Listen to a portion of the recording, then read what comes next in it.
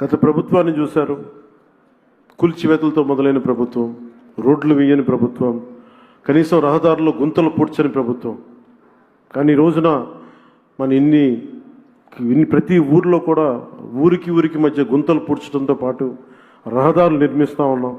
హైవేలు ఈ రోజున గడ్కరీ గారి ఆశీస్సులతో మనం ప్రారంభిస్తూ ఉన్నాం.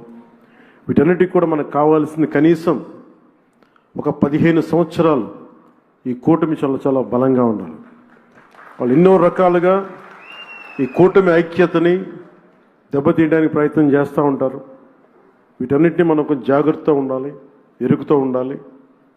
నేను ప్రత్యేకించి ఈ కూటమికి నేను ముందుండి కృషి చేయడానికి కారణం ఒకటి 5 కోట్ల మంది మన ఆంధ్రప్రదేశ్ ప్రజలు దేశ అభివృద్ధిలో చాలా బలమైన భాగస్వామ్యం వహించాలి.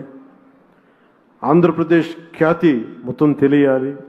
మన వెనకబడ్డతనానికి తిరిగి దాటుకుని అభివృద్ధి పదంలో పరిగెట్టాలి అని ఒక్క సదుద్దేశంతో నేను చేసిన ఈ ప్రయత్నం ఈరోజు సఫలమై ఈ రోజున ఇంత పెట్టుబడులు వస్తున్నాయి.